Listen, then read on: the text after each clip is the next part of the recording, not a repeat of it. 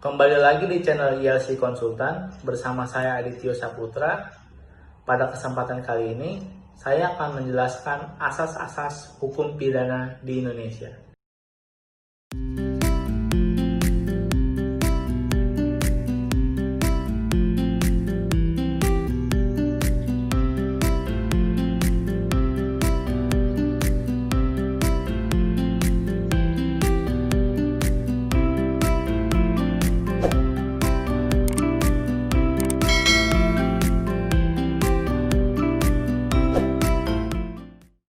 Halo semuanya, kali ini kita akan membahas tentang pengertian hukum pidana. Pengertian hukum pidana yang telah dirumuskan oleh beberapa ahli adalah sebagai berikut. Menurut pandangan Profesor W.P.J. Pongpi, hukum pidana itu sama halnya dengan hukum tata negara, hukum perdata, dan lain-lain bagian dari hukum. Biasanya diartikan sebagai suatu keseluruhan dari peraturan-peraturan yang sedikit banyak bersifat umum yang diabstrahir dari keadaan-keadaan yang bersifat konkret. Menurut pandangan Wirjono Projodikoro, hukum pidana adalah peraturan hukum mengenai pidana. Pidana juga diartikan sebagai hal yang dipidanakan, yaitu oleh instansi yang berkuasa, dilimpahkan kepada seorang oknum sebagai hal yang tidak enak dirasakan, dan juga hal yang tidak sehari-hari dilimpahkan. Kemudian, menurut pandangan Mulyatno, hukum pidana merupakan seperangkat aturan yang mengatur tentang 3 unsur, yaitu aturan tentang tindak pidana, pertanggungjawaban pidana, dan proses penegakan hukum jika terjadi tindak pidana.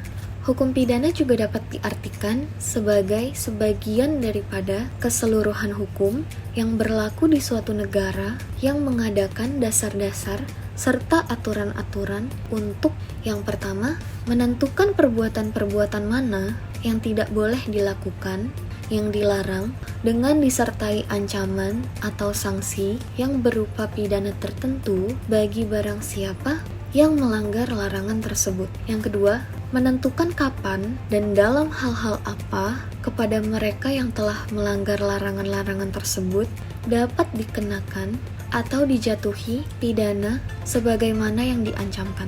Yang ketiga, menentukan dengan cara bagaimana pengenaan pidana itu dapat dilaksanakan apabila ada orang yang disangka telah melanggar larangan tersebut.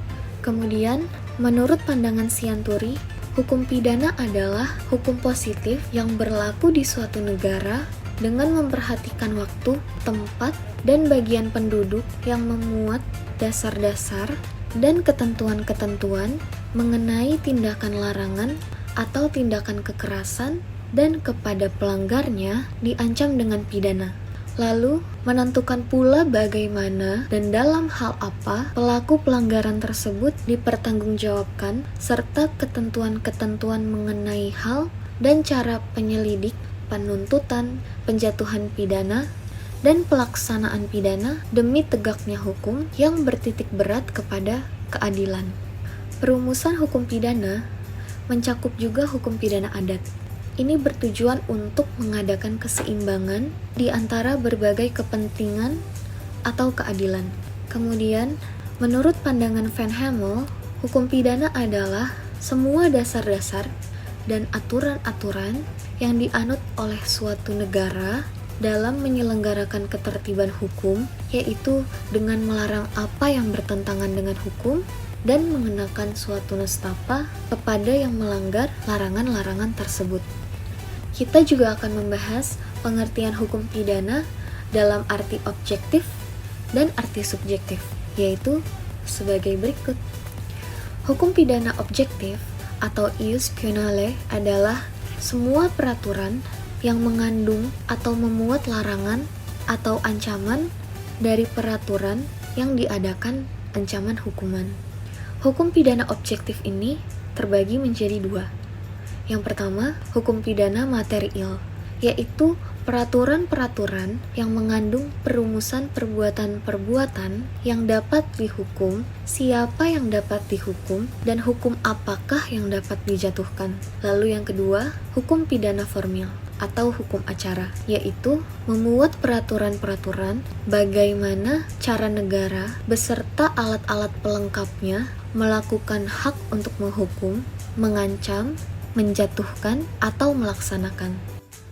Hukum pidana subjektif atau ius puniendi adalah hak dari penguasa untuk mengancam suatu pidana kepada suatu tingkah laku sebagaimana digariskan dalam hukum pidana objektif dalam mengadakan penyidikan, menjatuhkan pidana, dan mewajibkan terpidana untuk melaksanakan pidana yang dijatuhkan.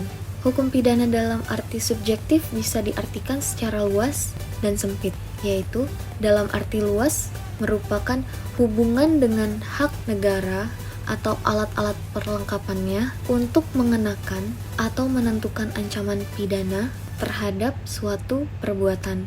Hukum pidana subjektif dalam arti sempit adalah hak untuk menuntut perkara-perkara pidana, menjatuhkan, dan melaksanakan pidana terhadap orang yang melakukan perbuatan yang dilarang. Hak ini dilakukan oleh badan peradilan. Hukum pidana ini berpokok pada perbuatan yang dapat dipidana, di mana perbuatan yang dapat dipidana ini dapat dibagi menjadi dua. Yang pertama adalah perbuatan yang dilarang oleh undang-undang, dan yang kedua adalah orang yang melanggar larangan tersebut. Dalam bahasa Indonesia, istilah tindak pidana ini berasal dari bahasa Belanda, yaitu strafbaarheid. Tindak pidana ini merupakan suatu pengertian dasar di dalam hukum pidana. Di dalam KUHP atau Kitab Undang-Undang Hukum Pidana, sebenarnya tidak terdapat penjelasan mengenai apa yang dimaksud dengan strafbaarheid itu sendiri. Dalam peristilahan di Indonesia, strafbaarheid ini telah diterjemahkan oleh para ahli hukum dan juga telah digunakan dalam berbagai perumusan undang-undang dengan berbagai istilah seperti perbuatan yang dapat dihukum, peristiwa pidana, perbuatan pidana, ataupun tindak pidana. Sehingga dengan demikian, strafbaarheid ini memiliki padanan istilah yang sama dengan perbuatan yang dapat dihukum, peristiwa pidana, perbuatan pidana, ataupun tindak pidana. Profesor Mulyatno yang merupakan guru besar hukum pidana pada Universitas Gadjah Mada menerjemahkan strafbaarheid ini sebagai perbuatan pidana, di mana artinya perbuatan yang dilarang dan diancam dengan pidana bagi barang siapa yang melanggar larangan tersebut. Dalam pengertian perbuatan pidana tersebut, Profesor Mulyatno tidak menyinggung mengenai kesalahan atau pertanggungjawaban pidana. Selain itu, Profesor Mulyatno membagi pandangan terhadap perbuatan pidana. Yang pertama adalah pandangan monistis, yaitu suatu pandangan yang menyatukan perbuatan pidana dan pertanggungjawaban pidana. Dan yang kedua adalah pandangan dualistis, yaitu suatu pandangan yang memisahkan antara perbuatan pidana dan pertanggungjawaban pidana. Selain Profesor Mulyatno, ada John Kers yang memberikan definisi perbuatan pidana menjadi definisi singkat dan definisi luas. Definisi singkat menurut John Kers ini adalah perbuatan pidana adalah suatu perbuatan yang menurut undang-undang dapat dijatuhi pidana.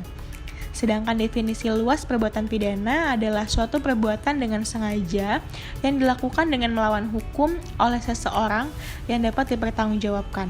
Dalam definisi singkat, John Kers sama sekali tidak menyinggung mengenai pertanggungjawaban pidana. Berbeda dengan definisi luas, di mana John Kers menyatakan bahwa perbuatan pidana ini juga mencakup pertanggungjawaban pidana.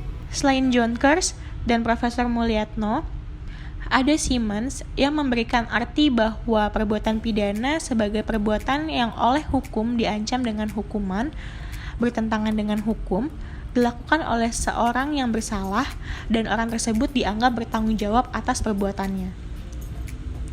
Berdasarkan definisi dari John Kers dan Simmons, bahwa perbuatan pidana ini meliputi perbuatan pidana dan pertanggungjawaban pidana.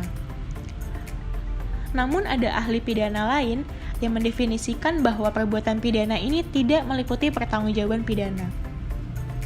Menurut Heswinkel Suringa, perbuatan pidana ini adalah sebuah istilah yang diberikan untuk setiap melakukan perbuatan yang diancam pidana atau dapat berupa melakukan atau tidak melakukan sesuatu atau terdiri dari kejahatan-kejahatan dan pelanggaran-pelanggaran.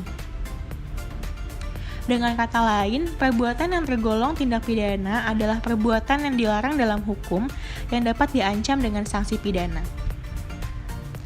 Setelah mengetahui terkait definisi dari tindak pidana, maka selanjutnya yang akan kita bahas di sini adalah mengenai unsur-unsur tindak pidana atau elemen-elemen tindak pidana. Tindak pidana ini terdiri dari unsur atau elemen yang dapat dibedakan atas unsur subjektif dan unsur objektif. Profesor Mulyatno berpendapat bahwa unsur-unsur atau elemen-elemen perbuatan pidana ini adalah yang pertama, perbuatan yang terdiri dari kelakuan dan akibat.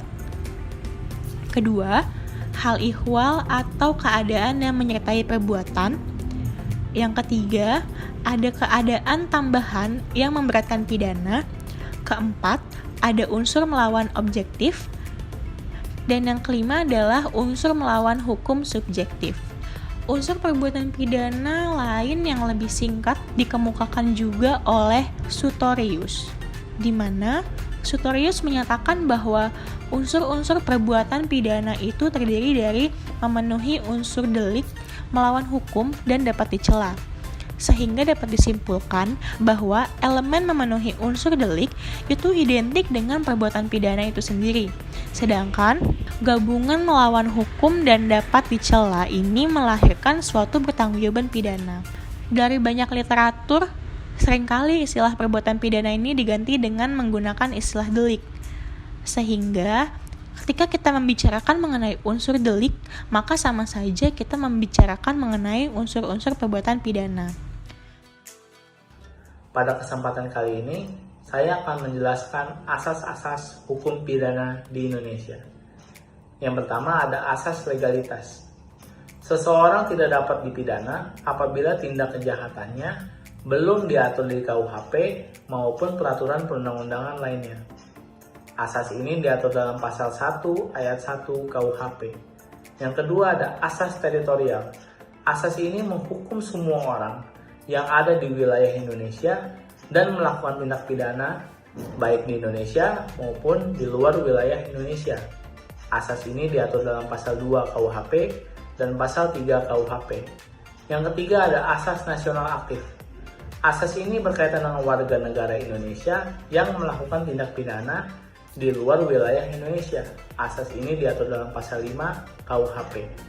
Yang keempat ada asas nasional pasif. Asas ini berkaitan dengan warga negara Indonesia dan warga negara asing yang melakukan tindak pidana di luar wilayah Indonesia sepanjang perbuatannya melanggar kepentingan negara Indonesia. Asas ini diatur dalam pasal 4 KUHP. Yang terakhir ada asas universalitas. Asas ini diberlakukan guna memelihara kepentingan dunia internasional, di mana hukum pidana berlaku bagi siapapun dan berlaku dimanapun orang itu berada. Asas ini diatur dalam pasal 4 sub kedua KUHP dan pasal 4 sub keempat KUHP. Demikian penjelasan saya mengenai asas-asas hukum pidana. Jika kalian suka, silakan tinggalkan like, komen, dan subscribe. Dan nantikan video-video kami berikutnya.